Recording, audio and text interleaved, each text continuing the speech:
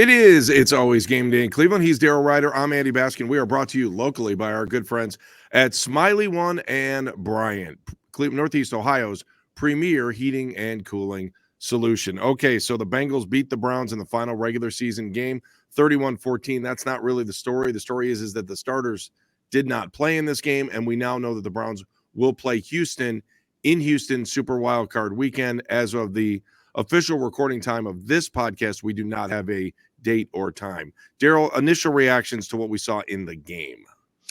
Yeah, it went exactly the way I thought it was going to go, and that was pretty ugly for the offense and for the defense. I mean, look, this is what happens when you're resting your key players. The outcome of the game completely inconsequential. For those that might say, well, you lose your momentum going into the playoffs by sitting everyone out and giving a rest. Well, a couple of things. One, the Browns didn't have a bye week, haven't had a bye week in a very, very long time. Their bye week was in week number 5. That's number one. Number two, I invite you to look at the situation that the Pittsburgh Steelers have on their hands. Now, granted, they had to win that game to get into or to give themselves an opportunity to get into the playoffs, but TJ Watt got hurt. So you did not want to risk any type of injury. Imagine if that happened to Myles Garrett in the game in Cincinnati, the reaction people would be having. So, yeah, at times it was pretty embarrassing. Let's be honest about it, Andy. The Bengals had as many points as the Browns had yards late in the second quarter, 24. It wasn't pretty. It was ugly. It was exactly what I thought it would be. But the outcome of the game, completely inconsequential. And now I will pause to give you the opportunity to take a victory lap for your boy, one David Bell. I knew you would bring that up in the first minute and a half of the podcast, and you did. I think we're at 140 into the podcast, so maybe a little bit off. Yeah, I thought David Bell did a nice job on both of those touchdowns today. He beat 2 defenders on both of those touchdowns today. You know, were the Bengals playing their backups at that point? But does that really matter? David Bell got into the end zone twice, career day for David Bell. So I knew that Daryl would bring that up immediately in this podcast. And as the president of the David Bell fan club, I hope this gives him a little bit of momentum going into next week, and maybe he can come up with 2 or 3 catches in the playoff game. Salute you, David Bell. Is this what the entire week of Baskin and Phelps is going to be like? Then do I get to beat up? Although now I'm a little worried because Pierre Strong looks like he came up limping a little bit there, or he's holding his back when he left the field. And then the other one was Cedric Tillman. You know, when the players were calling him over, you know, were able to walk him off the field, but you had to wonder if that was a concussion. So I think those are really the 2 biggest points coming out of this game. I'll give you a third point in a second, but go ahead, your thoughts. Well, there's a third guy that got injured too, Shelby Harris. I saw that. So David, or I should say, Cedric Tillman has a head injury in concussion protocol. Kevin Stefanski said after the game, Shelby should be okay, according to Stefanski. But again, the cautionary tale, this is why he played very few players of significance and importance. And that's not to disrespect the guys that went out there and played on Sunday. But what I mean is that he sat the key guys, the Joe Flacco's, both Wyatt Teller and Joel Bitonio, and Zadarius Smith and Myles Garrett and Denzel Ward. Greg Newsome was in that. So it totally makes sense. Again, the outcome of the game was completely inconsequential. Did not matter. Does not matter. I listened to the post-game comments from Bill Cowher on CBS after the game. Now huge Browns fan, Bill Cowher, yes. Yes. It's okay. I don't have a problem. I respect him for his days. I don't know. When he played for the Browns, I mean, I don't know if you remember or not, but I know. When he played, man, he played hard. I used to love watching him play, so I'll give him credit. He was a special teams guru. Part of 2 decades beating the crap out of the Browns. I know. Pittsburgh Steelers. So it's really hard for me to allow Bill Cowher onto the Browns bandwagon here. Now just close your eyes. You can do it. Now that they're better than the Pittsburgh Steelers. How about that? Browns finished with a better record for the first time since 1989 than the Pittsburgh Steelers. Another one, the entire AFC North finished above 500. Joe Reedy, Associated Press sports writer out in Los Angeles, Northeast Ohio native, put out there, you got to go back to the 80s. The last time, 1988, is the last time the Browns and Bengals both finish a season above 500. Kevin Stefanski, 11-6, second time in 4 years he wins 11 games. Only he and Paul Brown have led the Browns to at least 11 victories in the regular season in Browns history. That in and of itself is a mind-blowing nugget there. So it's, for me, it's on to Houston now. What a collapse by the Jacksonville Jaguars, losing 5 of their final 6 games to fall not only out of the divisional lead, but completely fall out of the playoffs. And the Houston Texans, by virtue of that win in Indianapolis Saturday night, combined with the Tennessee Titans doing them a huge favor and knocking off Jacksonville, that now sets up Browns v. Texans Part 2 once again in Houston. And also it bumped the Steelers into the playoffs. That game, the fact that Jacksonville lost and was out of the picture, that allowed Pittsburgh to go ahead and sneak in there now as the number 1 seed. And some other business got handled on Sunday, Andy. Opponents for 2024. Oh, didn't catch that. In place. Yeah, I guess so. I didn't even think about that. Well, two of the 3 spots have been filled. Okay. We are waiting. We're recording this prior to the Sunday night game between the Bills and the Dolphins. Right. The loser of that game will come to Cleveland next season. Okay. But because Tampa Bay ended up winning the AFC, or I should say the NFC South, congratulations to former Browns quarterback Baker Mayfield, divisional champion. The New Orleans Saints are going to be the number 2 team in that division. We'll see if they make the playoffs. But that means the Browns have to go to New Orleans. And then also, in addition to that one, because Jacksonville is now the number 2 team in the AFC South, that means the Browns will get a trip to Jacksonville added to the ledger. So your opponents next year will be, as I pull them up here. Well, Baltimore, Cincinnati. Yeah. And so, Pittsburgh. And they're going to play 9 road games, by the way. They played 9 home games this year. They go into the 9-game road rotation next year. So the trips that next year. You got to think we're getting an international game next year, too. We didn't have one. I think that's a possibility. Pittsburgh, Baltimore, Cincinnati, then Washington, Denver. These are home or road? Hang on. Road. Road. Okay. Baltimore, Pittsburgh, Cincinnati, Washington, Denver, Vegas, Philadelphia, Jacksonville, New Orleans. Those are the road games. The home games, Ravens, Bengals, Steelers, and then you get the Chiefs, the Chargers, Cowboys, the Giants, and then either the Bills or the Dolphins, whoever finishes in second place in the AFC. So that's a pretty good schedule for the 2024 season. But before we can get to any of that, got to finish up the 2023 season and see what the Browns are able to do here in the playoffs. So, and then the other thing, just speaking of the playoffs, so I mean, we pretty much know, you can figure out who the opponents are here, right, for next week. So the Ravens are off next week. We know the Browns have Houston, so that means no, we have to wait until the Sunday night game because there are a couple. One's going to get there are different scenarios depending on the outcome of Bills Dolphins because both of those teams are in, Andy, right, and.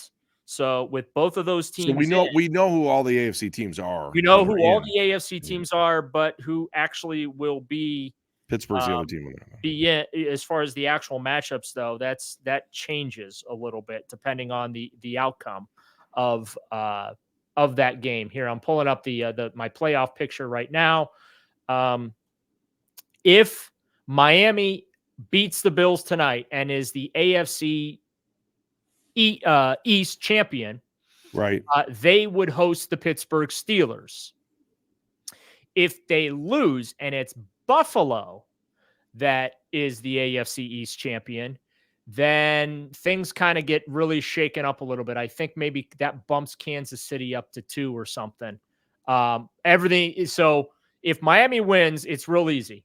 Miami hosts Pittsburgh, the Chiefs will host the Bills, and then the Texans host the Browns.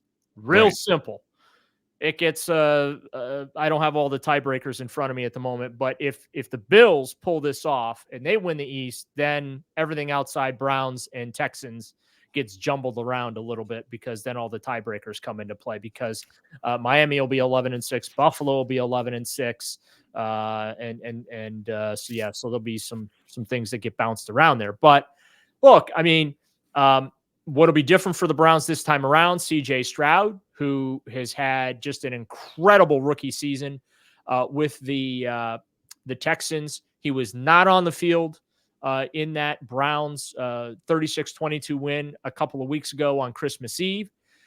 He'll be on the field this time around. Of course, Amari Cooper had that big record-setting day against the Texans, 265 yards receiving, 2 touchdowns, a 2-point conversion. Joe Flacco was just absolutely bananas in that game as well. They really hit the Texans in the mouth right out of the gate with a 53-yard completion on the opening play of the game that got them down to the 6. And, in the blink of an eye, the Browns were up 7-0, and they just kind of ran away with things from there. They were up 36-7 at one point before giving up a couple of fourth quarter touchdowns. So this ain't going to be easy, and considering the bottom falling out for the Jaguars, maybe there's some Browns fans right now wishing that Jacksonville would have beaten Tennessee, because the Houston Texans with DeMeco Ryans, they have gotten a little hot down the stretch, and they're playing some of their best football of the season.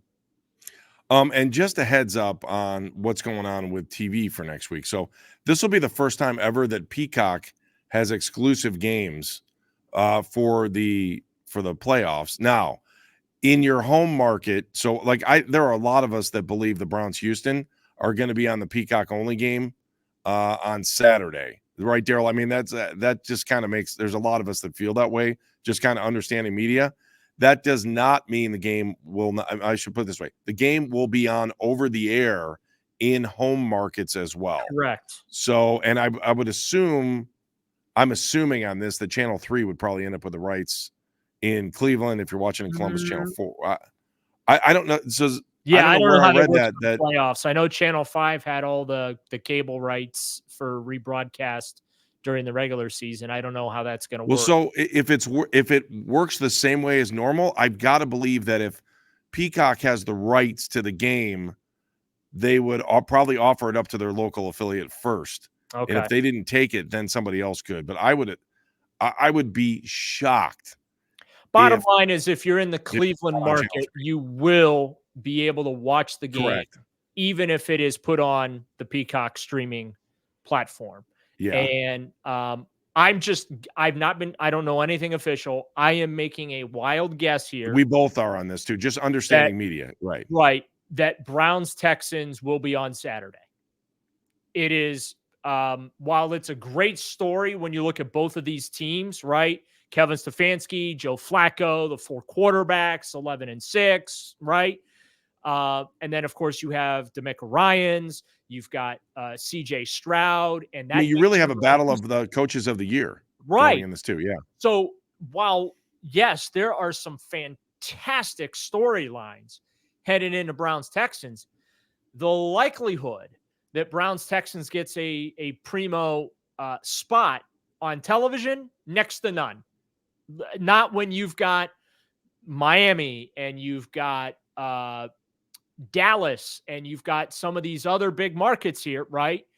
The Rams. When you've got these other big markets, they're going to get. It is possible that say you got a Pittsburgh Buffalo game, that Browns could knock that out, because there could be more viewers for a Browns Texans game. Again, Houston's top 10 market, right? And you kind of have to look at the Browns numbers the same way you would look at an Ohio State football game for numbers. Ohio State blows away the country when it comes to Ohio State football on television, because they pick up Cleveland and Columbus, which are two, you put those two markets together, you got two top 30 markets, 35 markets in the country, which makes it a bigger viewing audience. Again, this is all behind the scenes media minutia. So that conceivably could push the Browns into the primetime game on Saturday night. But it's either there's only 2 games on Saturday anyway, 3 on Sunday, and then the Monday nighter. I highly doubt the Browns are going to get that Monday night game. I think we're on the same page for that. Remember we talked about earlier how the AFC North all finished above 500?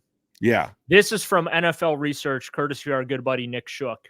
Okay, the Shooky Cookie, Pride of Kent State. AFC North is just the second division in NFL history to have each team finish with a winning record. The only other division to pull off this feat, the 1935 West Division, featuring Green Bay, Detroit, the Bears, and the Chicago Cardinals. How about that? Again, that's from our buddy Nick Shook via NFL Research. Look, let me ask you this. Sure. Because we're going to spend our next 2 podcasts, we're going to be really looking forward to match up with the Houston Texans. Did this division not live up to everything we thought it would be this year? It did and didn't, and I'll tell you why it didn't. Joe Burrow, Deshaun Watson, and whoever was going to be and Kenny Pickett, I guess. If Pickett would have stayed, it's not even him. It's more Joe Burrow and Deshaun Watson. That's where the AFC North didn't live up to where I thought, can you imagine what the play would have been like if every starting quarterback, if every QB1 made it the entire season in the AFC North? But otherwise, I think that the division did a great job of living up to those expectations with 3 teams in the playoffs for the AFC. So, it's a bravo through hard work. How many times did I say Pittsburgh? Did you think Pittsburgh was done? They are Forrest Gump, man. They just keep working their way through this thing. I've been saying that since week 10. I know. They are Forrest Gump. Well, I've been saying for years that, okay, this is the year that's the end of the run.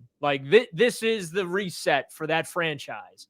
And friggin' Mike Tomlin, man.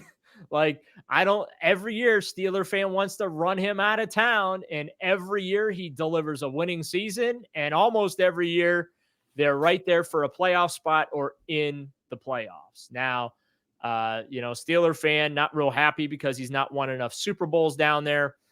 But, man, to have that many winning seasons in a row, I just respect, really, right? It's painful to say. Just like the Ravens winning the North and winning the number 1 seed in the AFC, and respect. Honestly, I think that the Ravens are probably going to get to the Super Bowl. But if there is a team in the AFC that can knock them off, I don't think there's many. I really don't, because I just think that they're that good. Mm-hmm. I think the Browns are the team. I don't know that there's, Well, we know Kansas City is going to step it up. Miami's still. I don't know about Kansas City. I don't know, man. The Bills, they're just in the weeds. Both those teams are in the weeds. Josh Allen's a turnover machine. My problem with Kansas City is they're just grumpy and unhappy all the time. Every game, somebody's throwing a helmet and yelling and screaming at each other. And, isn't that the way Buffalo felt before they figured things out? Yeah. Wasn't Buffalo a little like that too? Again, I'm not discounting Kansas City, but I just don't feel like this is the same Chiefs team that we have been watching year in and year out dominate the way they have in recent years. I don't feel like that they are invincible. I feel like the Ravens this year are almost invincible, believe it or not. But I think that Miami, I think they're a divisional round team. I think the Browns can be a divisional round team, if not an AFC championship team. Buffalo, I think it's a divisional round game. I think the Steelers get bounced. I think the Texans get bounced. And I look at Kansas City, man. Yeah, they might end up in the divisional round, but I don't view them as a Super Bowl contender. I know that sounds ridiculous, knowing that Patrick Mahomes is their quarterback, who's been to 3 Super Bowls and won 2 of them, and has the best tight end in the game right now in Travis Kelce. The problem is they don't have any wide receivers. All the complaining you and Baskin and Phelps do on your show pretty much on a daily basis about the Browns wide receivers. I don't. Be lucky that the Browns don't have the Chiefs wide receiving core this year. Sure. All right, so here's one other point I want to just bring up before we take off. Next weekend, Browns fans, you are big time fans of the road teams. Yes. Because if Pittsburgh could manage a way to get a win, or the loser of the Buffalo-Miami game in the Sunday night, the Browns would have a chance to have a if those teams can all win, if all three road teams can win, which I don't know if that's going to happen or not, but then you would have the opportunity to host a game. Yeah, you need all the wild card. Otherwise, you're at Baltimore week 2, right? Yeah, you need all the wild card teams to win. That's what needs to happen. All the road wild card team. Yeah. You're right. Sorry. Yeah, you're right. All the wild card teams. Yeah, you're right. Sorry. I still think it's kind of it still bothers me that the Browns are going to have a better record than the team they're playing in Houston. Well, but you know what? That I think that there should be weight to winning your division, but I do like the fact that they reseed things for the divisional round. But it's not based on based on your seed, not on your record. Correct. So, all right, Daryl, any other final points we want to get in this post-game edition of the Browns-Bengals? Because I know we got a busy week with the podcast coming up this week. We also remind you to tune in throughout the week, not only on the Odyssey app, but also on YouTube, because we love having you watch us on YouTube too. So, Daryl, final thoughts. Thank God that Bengals game is over. It was Amen. 3 hours and 45 minutes of our life, or 2 hours and 45 minutes of our lives. I'd like to congratulate Kevin Stefanski on getting that thing over quickly. Jeff Driscoll, that had to be the fastest game of the year. Yeah, it was. The Browns have played some marathons this year, but Jeff Driscoll threw it less than 30 times. Mission accomplished. Kevin Stefanski. You go, Kev. You go. 13 of 26 for $166, 2 touchdowns, 2 interceptions. And who really cares? We're on to Houston, baby. We are on to Houston for our great producer, Meredith Kane, who's a little bit under the weather. So we're wishing her and sending her good thoughts. Right, Daryl? We're sending you good thoughts. Good thoughts. Right? It's going around, man. You had it last week, and my voice was gone. You were down last week. I've had some stomach issues in the last week or so. Like, so do us a favor. If you're not feeling well, stay home or mask up if you have to go out in public. But just be careful out there. There's just a lot of. So here's the weird thing for me, Daryl. This was my dilemma. Ready? And I'm just going to tell you this real quick. Yeah. I was absolutely fine. My voice was gone. That was it. It wasn't like I was sick. And I think that's what was bothering me, because I was just like, well, I can't work. You can't. I mean, if I can't talk, I can't work. Yeah, sign language. They actually booted me out of the studio. They what? Sign language does not work on the radio. Nah, I'm trying my best. Anyway, he is Daryl Ruiter. I'm Andy Baskin. Thank you for watching the post-game edition of the Browns and Bengals. We are back next week with 2 playoff preview shows, and of course, we'll have our playoff post-game show too. We appreciate everybody who's listening on the Odyssey app, and of course, those of you watching on YouTube. It's always game day in Cleveland.